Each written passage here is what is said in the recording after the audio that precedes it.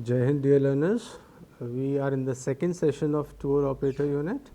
In the first session, we have studied about the tour operators, the types of tour operators, the package tours, what is the meaning of package tour, and the two important components of a package tour, that is accommodation and transportation.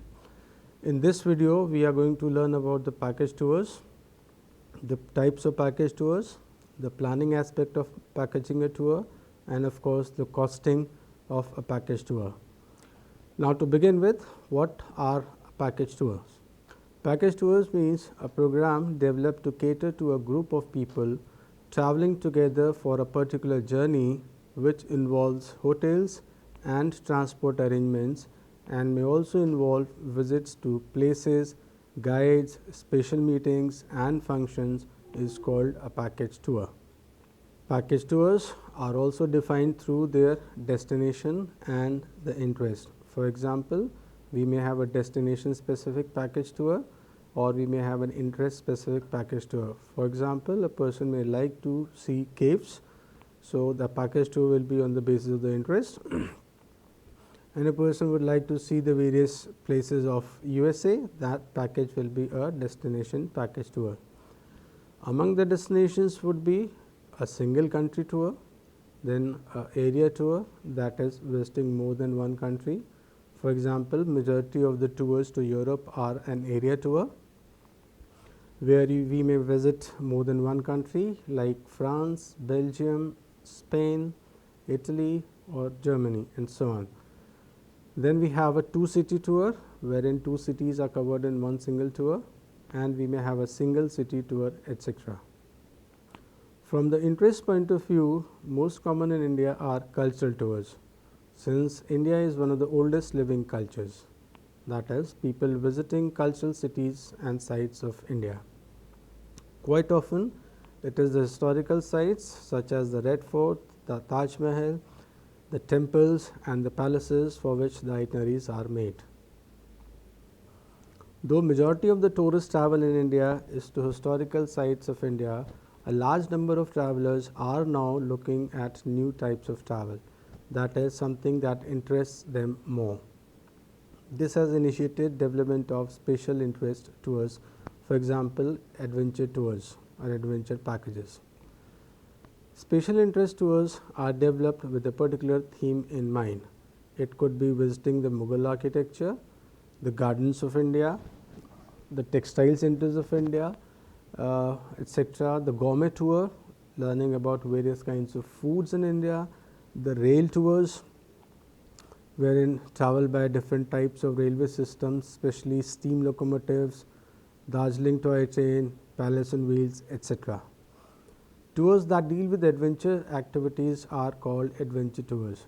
These include packaging, tours for trekking, mountaineering, river rafting, canoeing, kayaking, boat cruises, visiting remote areas such as tribal areas, island explorations, wildlife safaris, camel safaris, elephant safaris, horse safaris, walking safaris, cycling safaris, jeep safaris, camping safaris, hang gliding, paragliding, etc.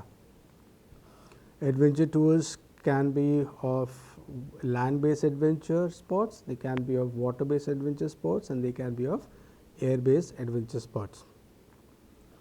Another very important aspect of tourism now is sports tourism.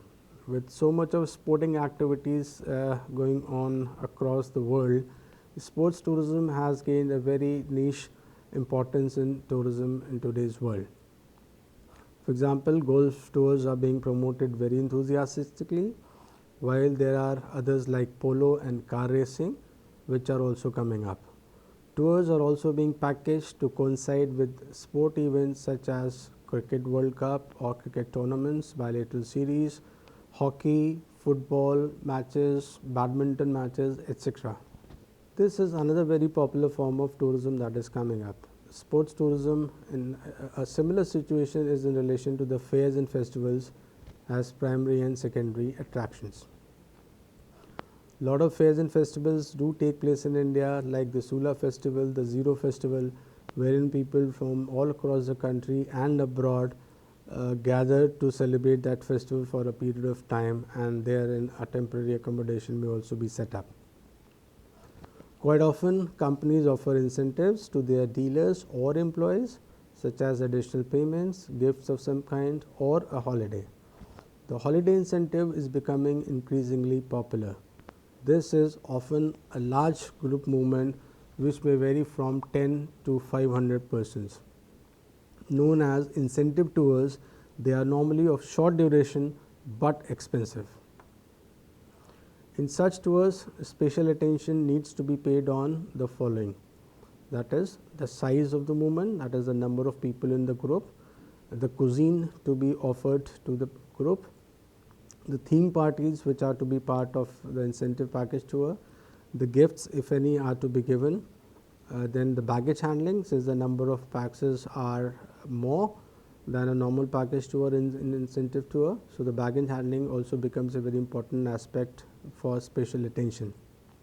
And of course, special attention is need to be paid on the promotion and the information material. Whenever there is a conference in a country, it brings large number of people together. This requires organization with special skills. Tour operators assist in initial organization, marketing the conference so that more people participate and it brings in more revenue, and conference arrangements of hotels, transport, etc. Apart from this, another important aspect is pre and post conference tours. Special attention is required to be paid on the following aspects regarding this. Number one is the marketing of a conference. The more and the better the marketing of the conference is, the higher is the footfall. Higher is the footfall, it is better for the future of the conference as such. Then conference secretarial help, then making arrangements for hotels, transport, pre and post conference tours, special events, size required of the volunteer forces, then entertainment, evening entertainment and so on. Then conference facilitation like registration, interpreters, etc. Some tour operators also charter aircraft to bring in tourists from a country. The highest number of charter aircrafts to land in India are in the state of Goa. The fares of these charters are low, which enable many people who are not able to afford expensive air tickets on scheduled airlines to travel. The charter is large volume of travel and requires hotel, transportation and tour commencing from charter destination itself. Then there are luxury cruises that travel around the world or in some parts of the tour. They are normally expensive and demanding high quality and high volume. Planning a tour.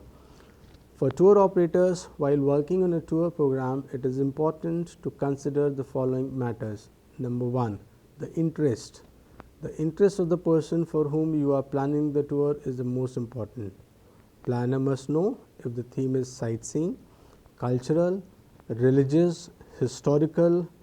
Within historical, the person may have any particular period of history as his interest, then architectural, wildlife interest, interest in trekking, interest in adventure sport or leisure, etc. N number of people can have n number of interests to travel to a particular destination. The second important point is the time of visit.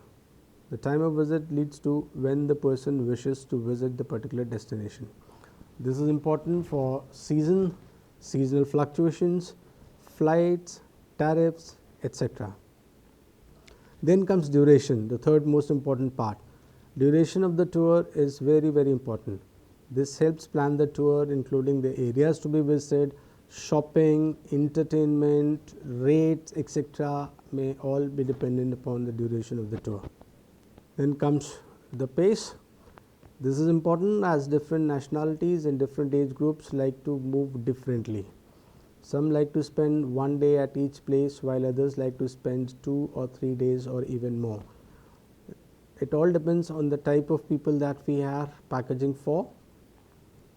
Say for example, a younger group may require more adventure activities. They may have a faster pace of travel compared to a group of senior tourists. Senior tourists would like to have more leisurely pace of traveling. They would like to spend more time at a destination rather than covering too many destinations within the tour itself.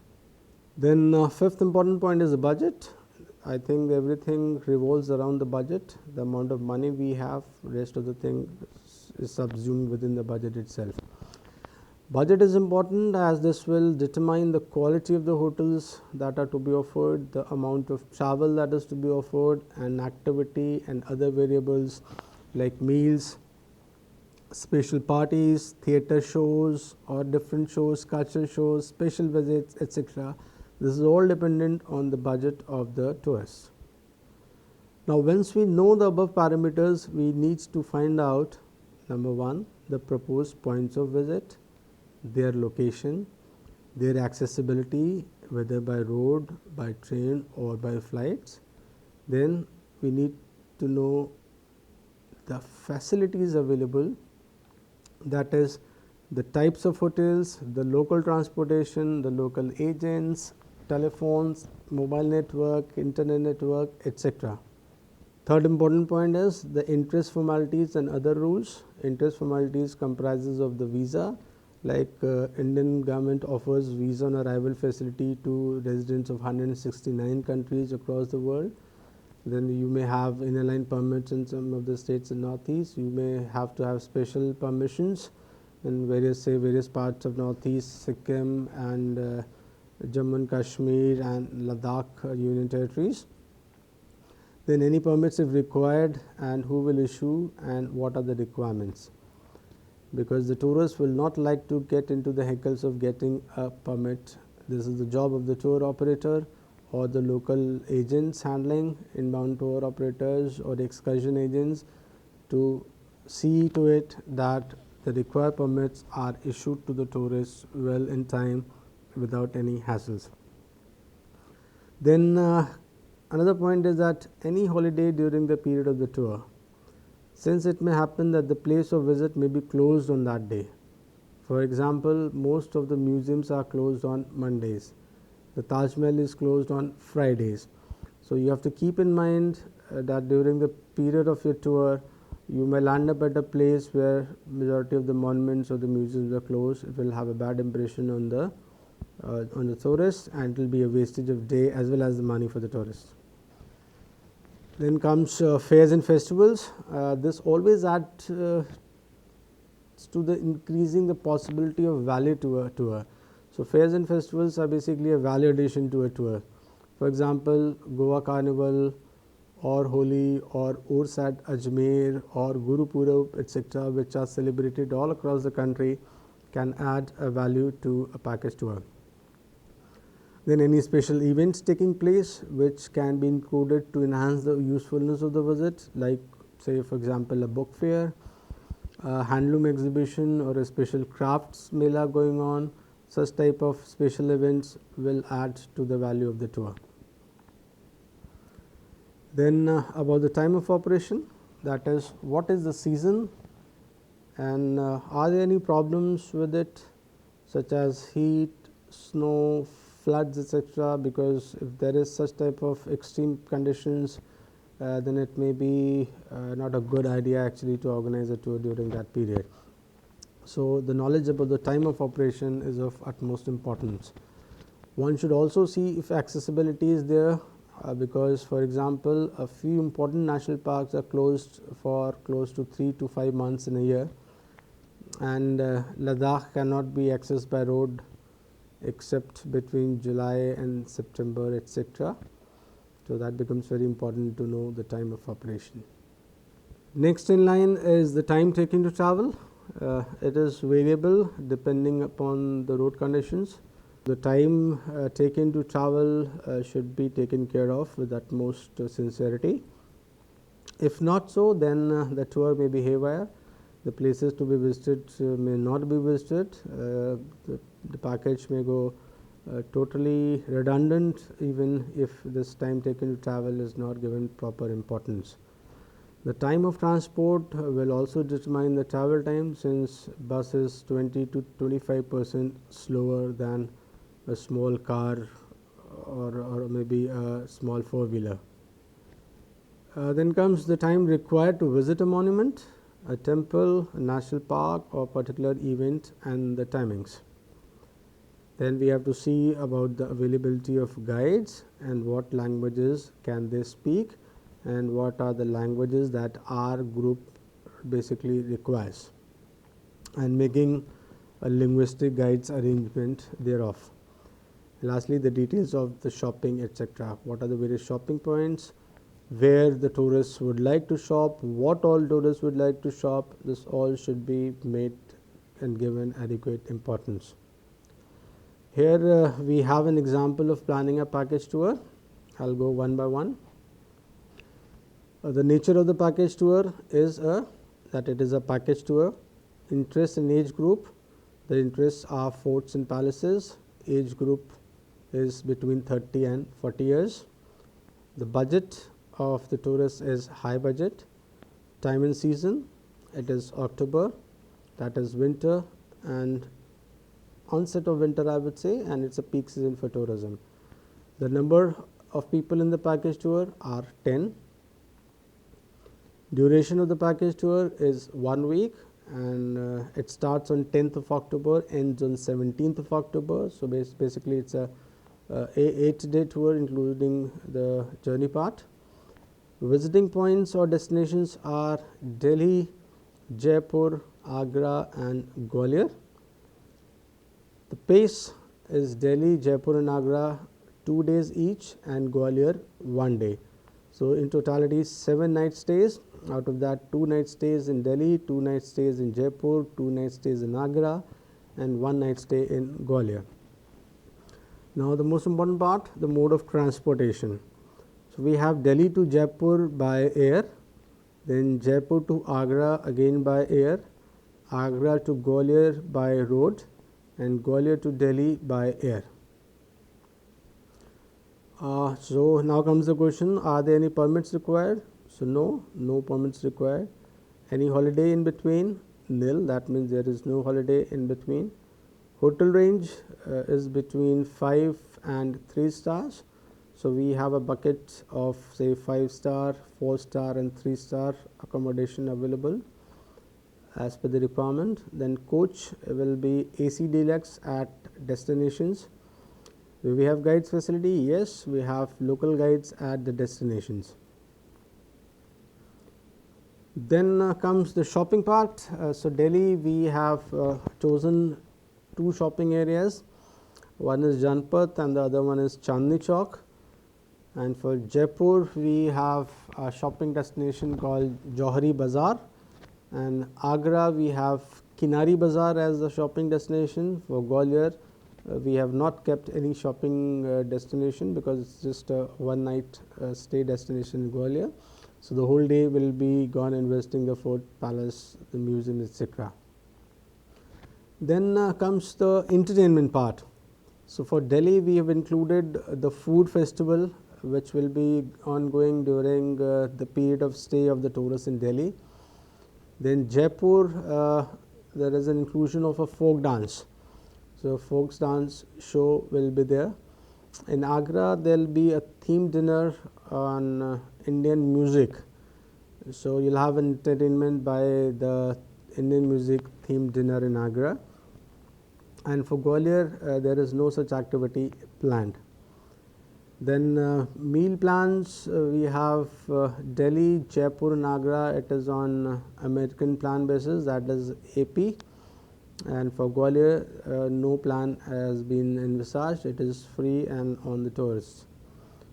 Then special events, if any, yes, there are special events. One special event is the textiles fair that we intend to showcase it to the tourists in Delhi while they stay in Delhi. So this is all we've done an exercise. Now after this exercise, the next step is to book for information on these aspects. This was the planning aspect. Now we come to the operational part of it. To operationalize it, the next step is to look for information on the aspects we've discussed above. For example, flight timings, the availability of guides, the coaches, the accommodation, etc. Now we have to make the itinerary for each day, taking the one below as an example. So I'll discuss you a day itinerary so that you understand it well. Itinerary 1, this is for Delhi and for day 1. Day 1, that is Monday, October 10, 8 a.m. to 8:30 a.m. we have breakfast at the hotel. 9 a.m. take the seats in the coach. 9:05 a.m. the guide explains the day's itinerary, gives the tips to the tourists for the do's and the don'ts while you are on tour, what you are supposed to do and what you are not supposed to do as a tourist. This is all being explained by the guide for say roughly about 10 minutes. Then 9:15 a.m. the coach moves. 9:30 is the expected time of arrival of the coach at the Qutub Minar in Delhi. Then we have 1 hour to see the Qutub Minar, and 10:30 a.m. departure from Qutub Minar. Then 10:50 a.m. will be the arrival at Tughlaqabad Fort, where we have 1 hour. It will be a guided tour of 1 hour. Then 11:50 a.m. is the departure from Tughlaqabad Fort. Then 12:10 p.m. is the arrival at Humayun's tomb. We have around 45 minutes to see the Humayun's tomb, and 12:55 p.m. is the departure from Humayun's tomb, and in around say 10 minutes or so, 5 p.m. arrival at the hotel. Then we have lunch break for 45 minutes at the hotel itself. So 1:30 to 2:15 p.m. is the lunch. 2:20 p.m. take seats in the coach and departure from the hotel. 2:30 p.m. is the arrival at Purana Killa. We have full 1 hour to see the Purana Killa. Then 3:30 p.m. is departure from Purana Killa, and 3:40 p.m. arrival at the Firozshah Kotla. Then 4:15 p.m. is the departure from Firozshah Kotla. Then 4:30 p.m. arrival at Lodi Gardens. We have around 45 minutes to visit Lodi Gardens and see the intricacies and the beautiful monuments within the Lodi Gardens. Then 5:15 p.m. We depart from Lodi Gardens, and 5:20 p.m. arrival at Safdarjung tomb. From 5:50 p.m. we make a departure from Safdarjung tomb. 6 p.m. we arrive at the hotel, and 7:30 p.m. we visit the food festival going on at the hotel itself. Now interchangeability is subject to availability of time, like Lodi Garden opens till late, so we will try to cover up the places which get closed earlier. We will try to cover them earlier. So on the basis of this, now you can make similar itineraries for Jaipur and Gwalior. This is the work for you all to do. Now coming to costing of a tour, the most important part. If the costing is haywire, then of course your profit may be converted into losses if you do not cost a tour properly. For everyone who is buying a tour, it is important that the cost is going to be. So I as a tourist would like to see what is the burden on my pocket. Similarly, for a tour operator, it is important to analyze how much profit can be made over the cost. Now the cost of the tour will depend on, number one factor is the duration of the tour. Longer is the duration, higher is supposed to be the cost. Then the transport type, air conditioned, non-air conditioned coach, cars, jeeps, mini coach, large coach, charter boat or seat in a boat, etc., air travel or train travel. So the transport type will have a major bearing on the cost of the tour. Then comes the number of passengers traveling together in the group. Then comes the category of hotels required, the types of rooms required, types of services required, like all meals or part of meals and so on. Then excursions and sightseeing required. Then time of operations, the change of tariff, the peak season or off season rates, whatever is applicable, you have to take care of that. Guides and their allowances and expenses, seasonality, whether it is secondary or primary, you have to take care of that. A tour operator takes 1 or 2 years to plan and organize the product. He also takes risks in this regard by making advance bookings and reservations to ensure the availability. In case there are no takers, the tour operator suffers heavy losses. Now the marketing material. A tour operator has to prepare marketing material for selling the product. This has to be well thought and carefully planned. This will reflect the image of the company and your professionalism. This is done in various ways, like providing updated information on the destination, printing tour brochures and confidential tariffs, preparing good itineraries, manuals and other reference materials of help, timetables, then videos or slide presentations, special shows or familiarization trips to the travel agents and tour operators, and one has to correspond with prospective clients or sponsors of group tours, right. So, this has been dealt in detail in the units of marketing and tourism. Then tourist transport operation. Tourist transport is a very integral part of the tourism industry, as we all know.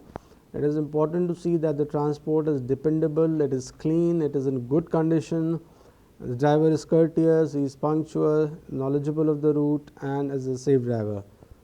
Because a lot of the experience of the tourist depends on how they feel inside the coach or the road transport. As mentioned already, there are mainly two categories of transports, the cars and the coaches once you land up. Then there are many sizes of coaches and selection will depend on the purpose and the area of operation, which may vary. The bus transport is for long journey, for those who can afford a good holiday and are looking for comfortable luxury seats available with possible reclaiming. Then air condition, non air condition, whether it's a video coach, then facilities for drinks, fruits, etc. Toilets, baggage space. The luggage compartment should be large enough to handle the baggage, or there should be a good luggage rack on the bus, and hat rack and seat pockets are also very important to keep the hand baggage, jackets, reading materials, water bottles and so on. Now, it is for this reason that this bus is termed as a deluxe coach and not a bus. Here one must remember that whatever facilities are offered in the coach, they must be functional, like fan, bell, lights, etc. Tourist transport is mostly a full charter and does not allow sharing with others. Many tour operators have their own coaches, but may hire them also from the transport operators. In fact, tourist transport operators have emerged as another vital component of the tourism industry. For any journey performed, the commercial vehicle needs to take permits for that particular journey. This is obtained from the State Transport Authority. And besides permits, taxes are the most important complex part of the transport journey in India. Road tax is a state subject, it varies from state to state. A tour operator has to take this into account while planning and packaging a tour. So, let us sum up what we have discussed in this unit. This unit has given you an idea about the role, the functions and the utility of a tour operator in the tourism system. While working in any service segment of tourism, this important information is of use to you. Tour operator's job is a difficult one. It is a must that what is offered as a product to the tourist has been experienced by the tour operator or his agent, representative or official. This is necessary to know the quality of services one intends to put into the package. Similarly, a distinct knowledge of tourist transport operation is also necessary. This is all for now. Thank you so much. Jai Hind. Happy learning.